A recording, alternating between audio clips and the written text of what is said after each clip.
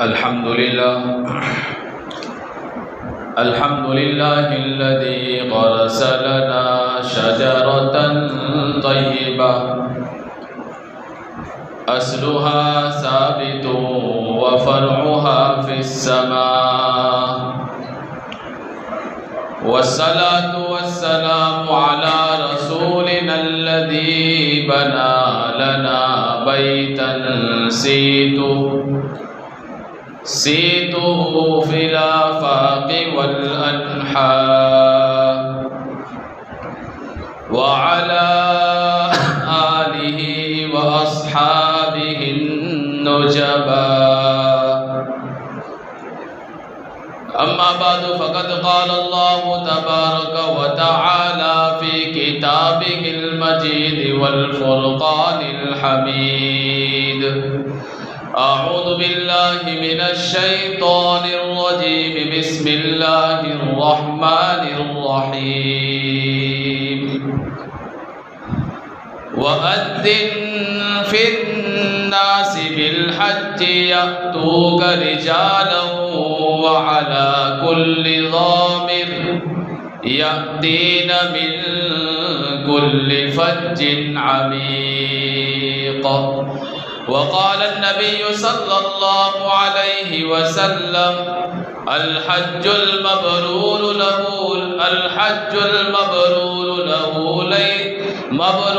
ليس له جزاء إلا الجنة، أو كما قال النبي صلى الله عليه وسلم. صدق الله العظيم وصدق رسوله النبي الكريم، ونحن على ذلك لمن الشاهدين والشاكرين، والحمد لله رب العالمين.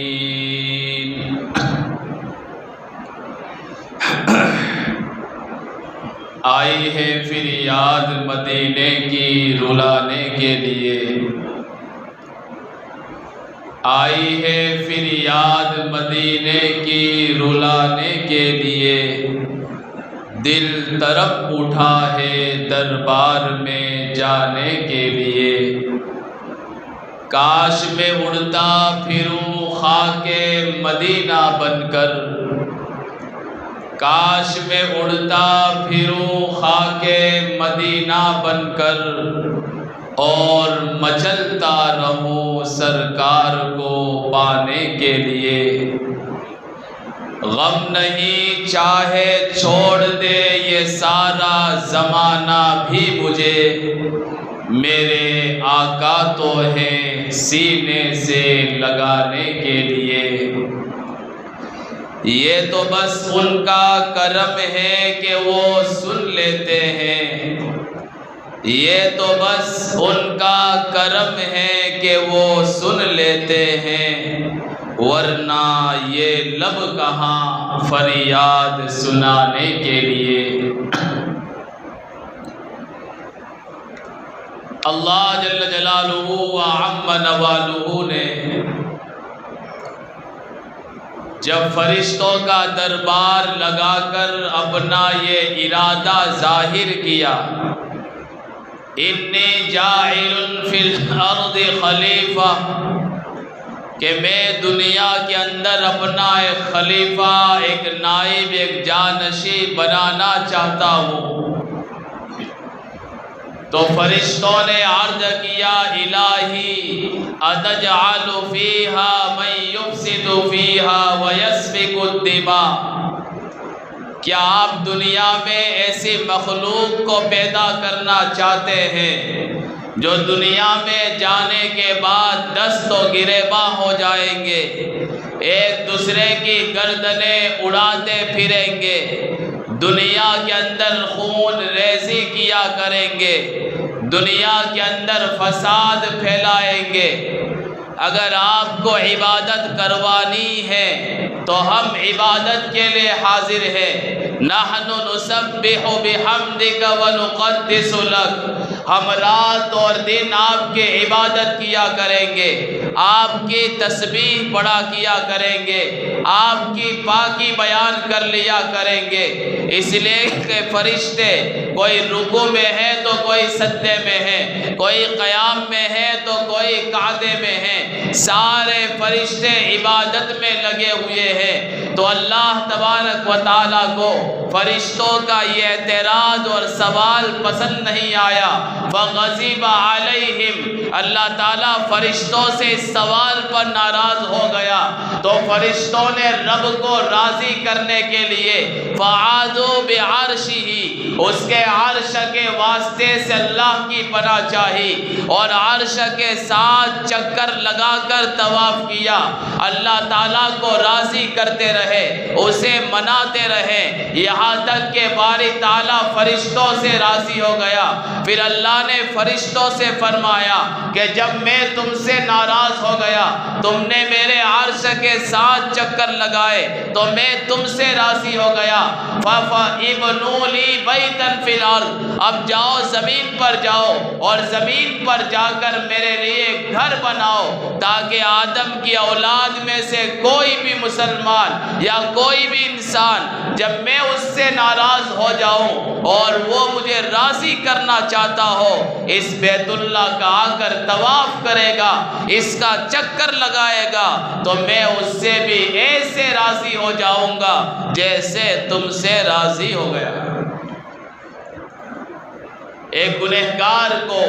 اگر اپنے گناہ دھلوانا ہے تو بیت اللہ کے چکر لگائیں۔ ارے چکر لگانے سے کیا ہوگا؟ وہ تو پتھر ہے، علماء یہ فرماتے ہیں وہ چاہے پتھروں کا بنا ہوا ہے لیکن اللہ کا گھر ہے۔ خدائے کائنات کی 120 رحمتیں اپنے گھر پر نازل ہوتی ہے۔ کسی نے کیا خوب کہا ہے کہ بیت اللہ کا طواف جب آدمی کرتا ہے تو اس کے گناہ اس طرح دھل جاتے ہیں جیسے تم اپنے میلے کچیلے کپڑے دھونے کے لیے واشنگ مشین میں ڈالتے ہو، اور جب واشنگ مشین اس کو چکر دیتا ہے، ان کپڑوں کو گھماتا ہے، وہ کپڑے گھومتے ہیں تو جیسے صاف ستھرے ہو جاتے ہیں، میل کچیل باقی نہیں رہتا، ایسے گنہگار انسان، ایک گناہ سے لت پت مسلمان، گناہ کا کیچڑ اپنے بدن پر لدا ہوا مسلمان جب بیت اللہ کا طواف کرتا ہے، اس کا چکر لگاتا ہے، اپنے آپ کو جو ہے اس کے ارد گرد گھماتا ہے، تو وہ بھی گناہ سے پاک اور صاف ہو جاتا ہے۔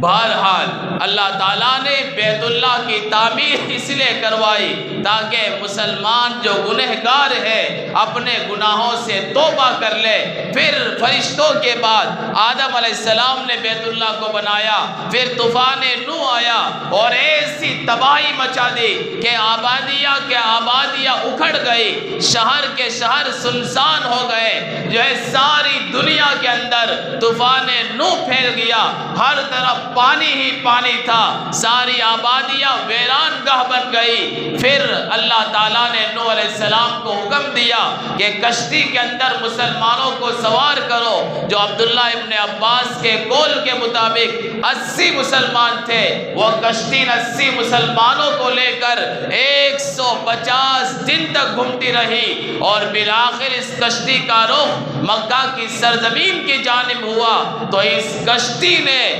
مسلسل 40 دن تک بیت اللہ کا طواف کیا،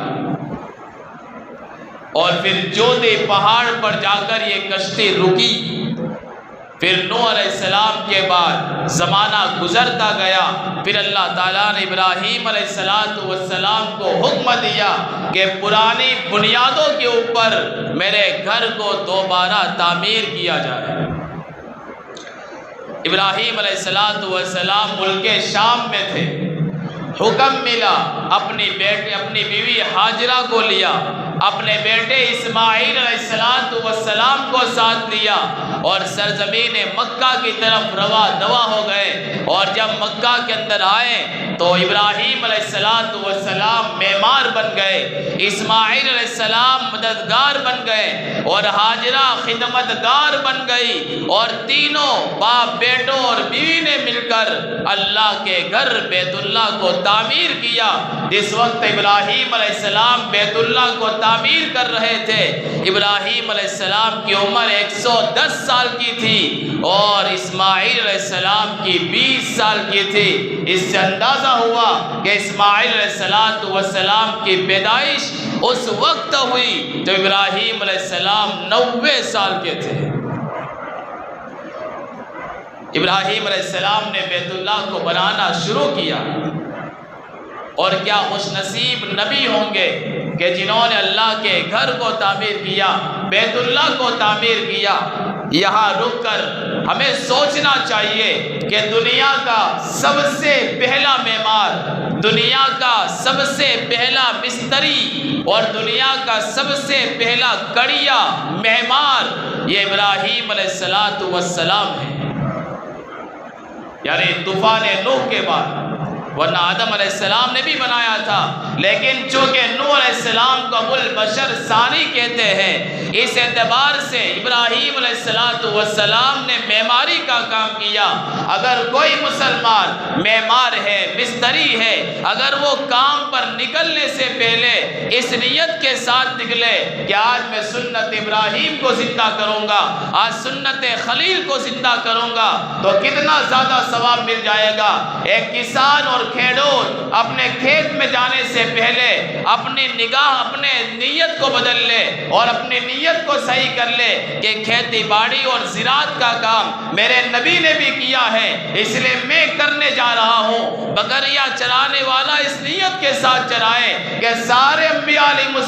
السلام نے بکریاں چرائی ہے تو اس کا یہ کام عبادت بن جائے گا۔ ایک کارپینٹر، ایک بڑھئی، ایک ستھار اگر اپنے کام سے پہلے یہ نیت کر لے کہ یہ کام تو زکریا علیہ السلام نے بھی کیا ہے، ایک کپڑوں کا تاجر اس نیت کے ساتھ اپنی دکان کو چلائے کہ سب سے پہلا خلیفہ صدیق اکبر رضی اللہ تعالیٰ عنہ نے بھی یہ کپڑوں کا کاروبار کیا ہے، اس لیے میں کر رہا ہوں، تو جہاں دنیا کا کام ہوگا ساتھ ساتھ میں اس کی آخرت بھی بنے گی۔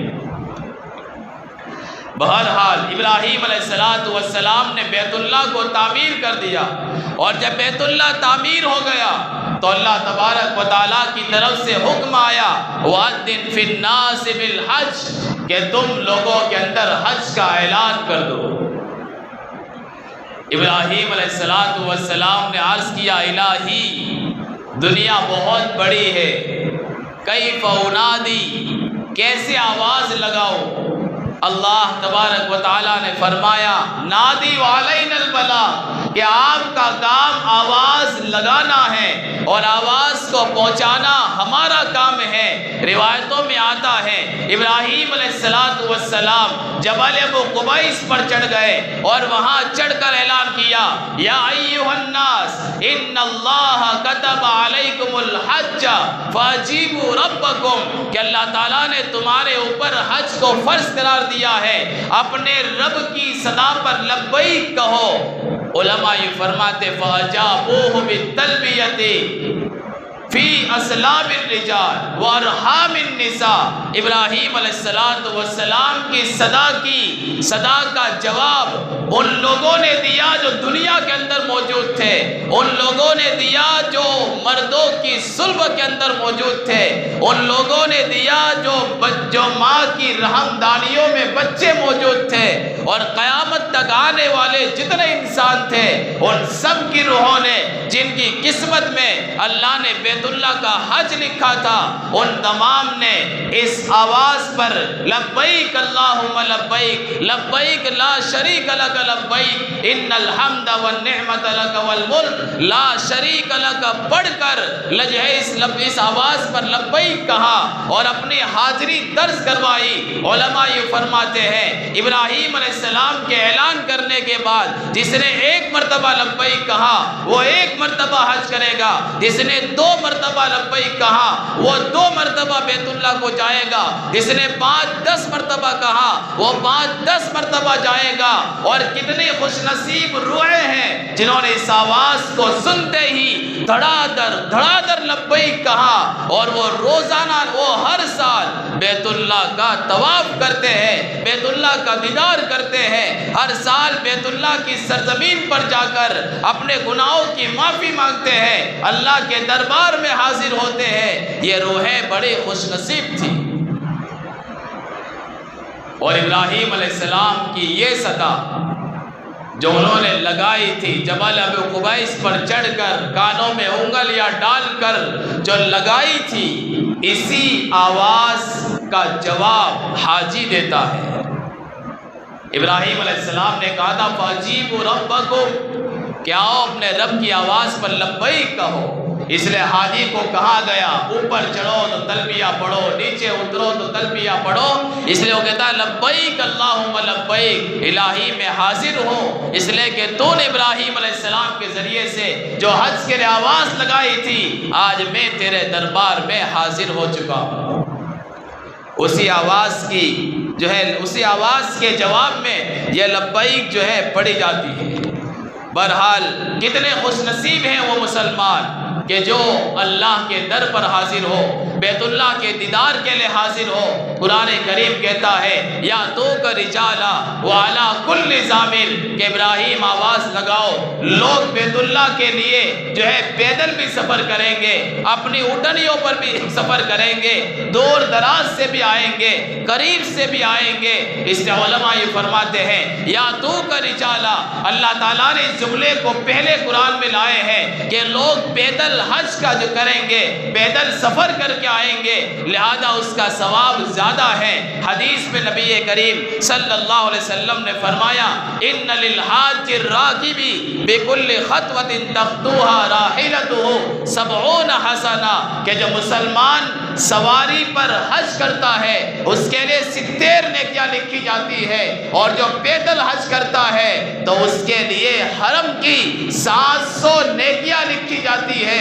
اللہ کے رسول سے پوچھا گیا کہ حرم کی نیکیوں سے کیا مراد ہے؟ آپ نے فرمایا ایک نیکی 1,00,000 کے برابر، یعنی پیدل حج کرنے کا ثواب 7,00,000 کے برابر ہے ایک قدم کے اوپر۔ لہذا پیدل حج کی بڑی فضیلت ہے، لیکن علماء یہ فرماتے ہیں نبی کریم صلی اللہ علیہ وسلم کی سنت پر عمل کرنا ہو تو پھر سواری پر ہی حج کرنا چاہیے، اس لیے کہ آقا دو جہاں نے جو سواری پر حج کیا ہے۔ لیکن عزیز بھائیوں، ہمیں تھوڑی سوچنے کی ضرورت ہے۔ اگر ہمارے اندر ہندوستان سے پیدل حج کرنے کی طاقت نہیں ہے تو کوئی مسئلہ نہیں ہے، اس آیت پر ہم عمل اس طرح کر سکتے ہیں کہ ہم بیت اللہ کا طواف جو ہے سواری پر نہ کرے، یعنی ویل چیئر پر نہ کرے، اپنے پاؤں سے کرے، صفا مروہ کی سعی پیدل کرے، میدان عرفات پیدل چل کر جائے، عرفات سے مزدلفہ پیدل چل کر جائے، جہاں مسجد قباء پیدل چل کر جائے، یا تو کا رجالا، اس آیت پر اس طرح بھی عمل ہو سکتا ہے۔ اگر ہم لمبا سفر پیدل نہیں کر سکتے تو جو قریب کی جگہیں ہیں کہ جہاں سواری بھی جاتی ہے، پیدل بھی جا سکتے ہیں، تو اس وقت اللہ نے ہمت دے رکھی ہے، جوانی کا عالم ہے، شباب کا عالم ہے، گرم خون کی روانی ہے، تو پھر آدمی کو چاہیے کہ سواری پر جانے کے بجائے اپنے پاؤں کو سواری بنا کر جو ہے طواف بھی پیدل کریں، اور صفا مروہ کی سعی بھی پیدل کریں، میدان عرفات بھی پیدل چلیں، عرفات سے مزدلفہ بھی پیدل جائے، منی بھی پیدل جائے، تاکہ اس آیت پر عمل ہو جائے کہ ایک قدم پر اللہ تعالیٰ 7,00,000 نیکیاں لکھے گا۔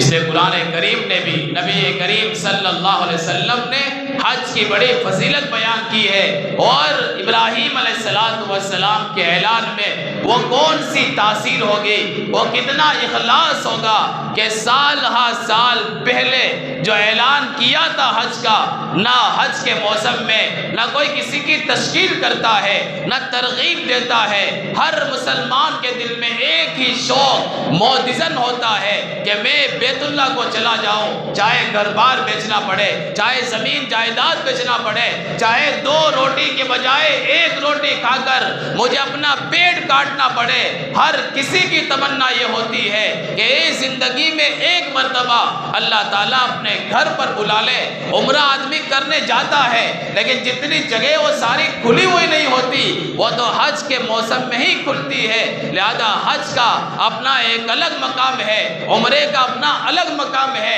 ابراہیم علیہ السلام نے جو اعلان کیا تھا، آج بنا تشکیل کے، بنا ترغیب کے، دنیا کے کونے کونے سے، دنیا کے گوشے گوشے سے اور دنیا کے چپے چپے سے مسلمان لاکھوں کی تعداد کے اندر سرزمین مکہ میں حاضر ہوتے ہیں، بیت اللہ کا طواف کرتے ہیں، غلاف کعبہ کو بوسہ دیتے ہیں، صفا مروہ کے درمیان مجنونانہ پاگل طریقے پر دوڑ لگاتے ہیں۔ یہ سب ابراہیم علیہ السلام کے اعلان کی برکت ہے۔